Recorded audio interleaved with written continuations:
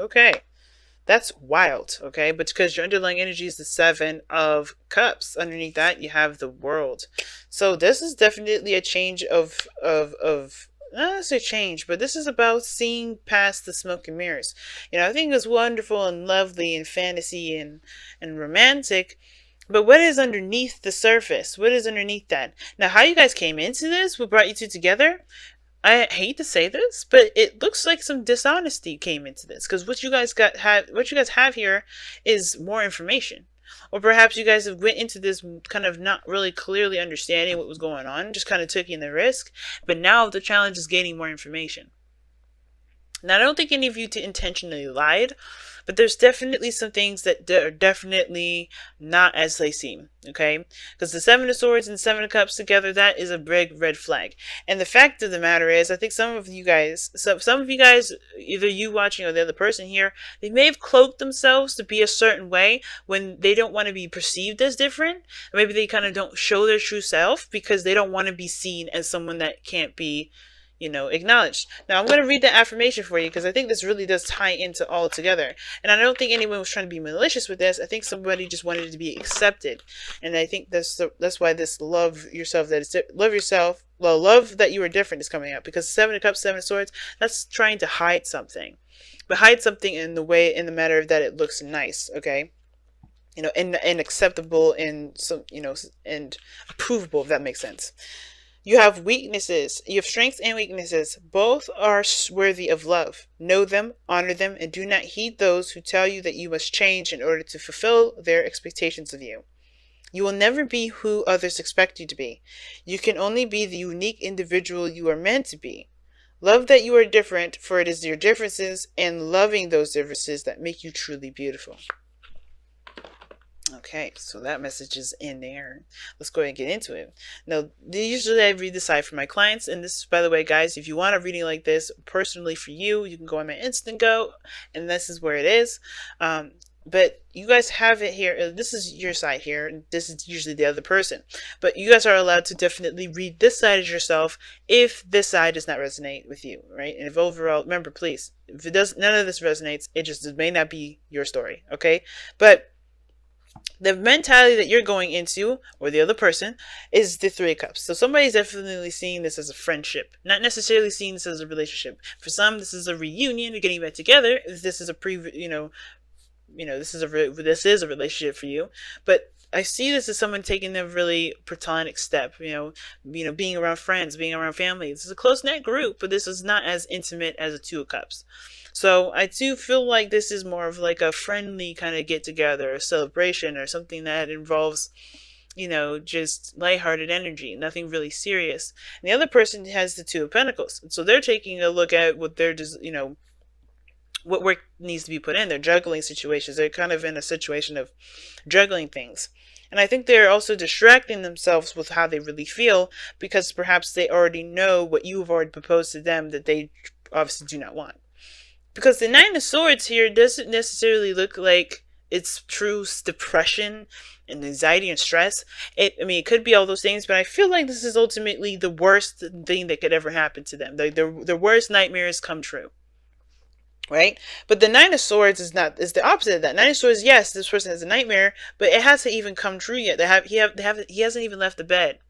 All these things that are coming about around him, I think he's recognizing his fears and his anxieties, and I feel like he's turned his back towards this Ace of Cups, this offer that he doesn't really see to be anything more than just a friendship. He or she. And I'm talking about the individual in the bed. I'm not talking about this person being a he or a she, okay, guys? So this could be male or female, it doesn't matter. So please apply the energies where they, make sense for you in your life.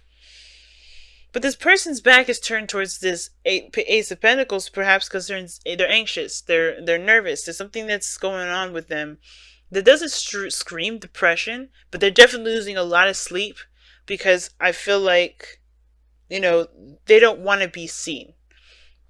They don't want to be noticed. They don't want to be, caught off guard or recognized, right? I don't think they really want their true feelings to come through. They don't want their true selves to come through. Because right now they're going into this relationship already in the mode to distract, to deter, to not focus on what the actual thing that's going on, which is these waves that are going nuts in the background. They're real feelings. They're real emotions, because water is what? Emotion.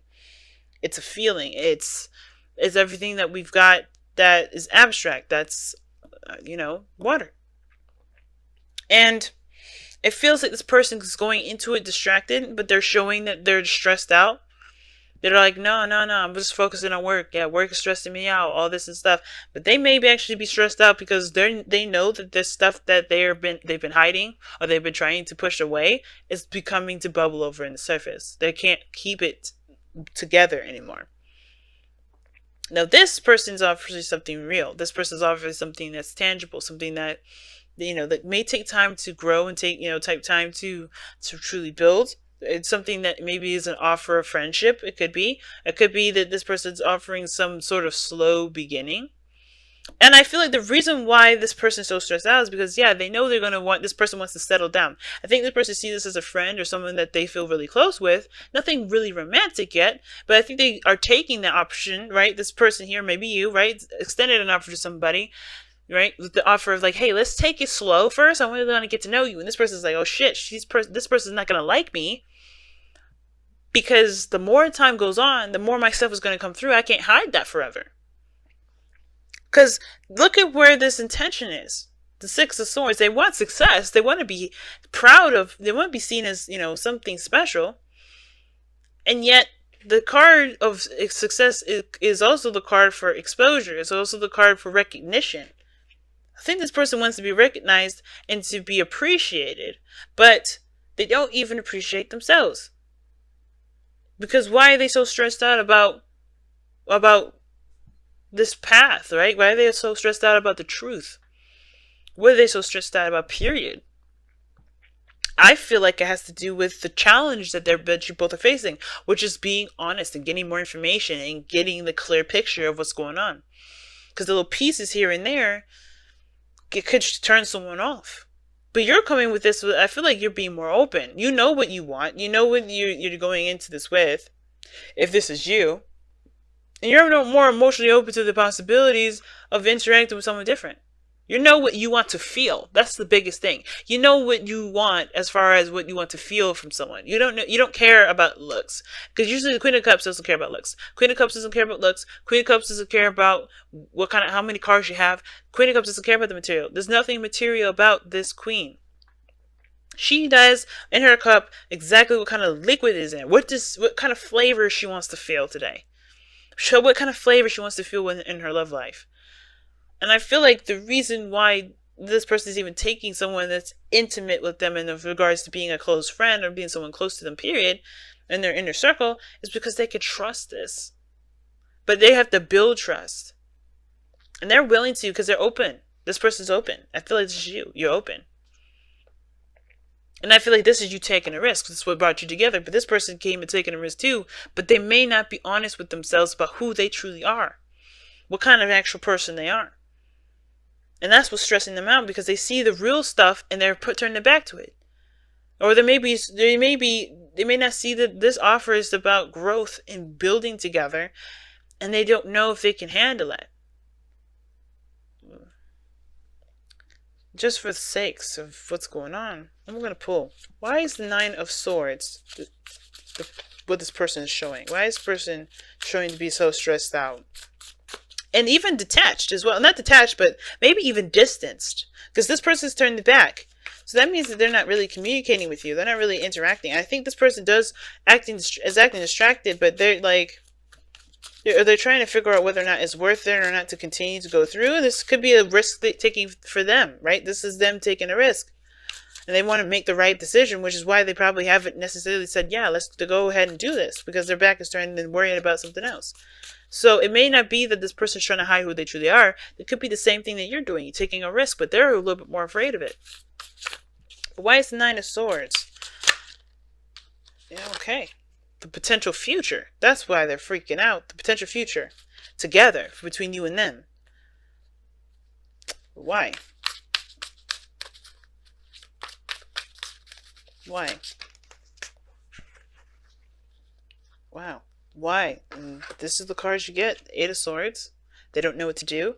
they're stuck in their thoughts. They can only think of certain ways, and even those ways are kind of cock blocked. And then the Six of Swords, they want to do it the right way. They want to be recognized. It's being seen. They don't know any way of how to do it without being recognized. They don't see any other way of doing it without being truly exposed. Now, if I saw the sun come up, I would definitely think it's exposure. But we're gonna forsake exposure for this moment. For some, in some degree, it could also indicate that this is about not sure if this is the right choice, the right decision, the right path. But they don't know because they don't have enough information. The Page of Swords. They don't have enough information. Therefore, they can't say whether or not this will completely plummet. But they're freaking out before they even have a chance, before they even get started, before they actually get their feet wet. Wow. And the advice is to love that you're different. The advice is about accepting yourself and accepting everything that you are, so that you don't have these doubts. Because ultimately, right, when it comes to taking a chance or taking a leap, you have to have faith that you'll be able to see it through. You have to have faith that it will come true. But you know, the reason why you don't believe sometimes, or the reason why it's all a dream, or, you know, you have dreams in the first place and you don't trust your dreams, is because you don't believe that you will be able to make those things happen. Not that, you know, because, I mean, fuck miracles. Miracles are great and all. Like, not trying to be good, you know, and grateful to miracles, but miracles is not what makes you happy. You have to put in the work in somewhere. Miracles don't just happen to people that sit at home and twiddle their thumbs. So, of course, you're thinking about the work that you have to put in. If it's just you, if it's the other person, and I'm just speaking just you as in, like, to the other person, to this person or whoever this is. You know, you're thinking about all the effort and stuff that you have to put in, and if it's going to actually get you to that place where you're happy, but you're so focused on stress and anxiety that you don't know if you can actually make, you know, you don't know if this is actually going to be that bad. Because you're so hell-bent on making the right decision. Listen to you. Oh, wow. Listen with your heart. You're listening to what is being said to you, but need to listen with a loving heart. This means having compassion. This means, you know, being the Queen of Cups. One person is already coming from a place of doing that. This other person is looking at what's the right path. There is no right path. There will never be in the history of the world be the right path. It's about what path feels right to you. Right path, that universal thing, that piece of crap thing that we always say is like, I don't want to make the wrong decision. There's no such thing as wrong decisions. And I know what you're thinking. It's like that decision is like that you hate, that you regret later on, that you feel bad about. It's not a bad decision even then. Because everything pushes you to your highest potential. If feeling guilty is going to make you the best person in the world, that's the best decision that you could ever make. And I know that sounds crazy, right? It sounds like absolutely insane. But think about everybody, every big person out there, every celebrity, every business owner. They have done things that that put them back onto the ground, or maybe that they made mistakes and they don't, it took them a long time to overcome, or maybe it didn't take them a long time to overcome, but they made mistakes, things that they probably would regret, that you would think they would regret, but they don't, because it taught them exactly what they need to be successful, to get their true potential. And this is the same situation. Don't turn your back on an opportunity because you're not sure if it's the right decision. Because there's no wrong or right decision. You only go by what is for you. What is for you? What does your heart say for you? What does your heart want? If your heart wants it, why can't you have it? Why can't you try? Why can't you see what happens? Why can't you get a little more information? Because if this person ain't right for you, then it's no loss, right? If this person ain't right for you, then you just go find a new one. You find someone that truly has what is in your cup that you have covered up. You're trusting your intuition. You're going and taking a risk. This person is a little more fearful about that. But it starts by having faith. And it starts by just having faith. Faith is big, y'all. And a lot of us, we say it, we act like it, But when when push comes to shove, do we really have it? That's the biggest question. And I think this is the biggest test, y'all. Can fantasy really be reality? That's the biggest thing.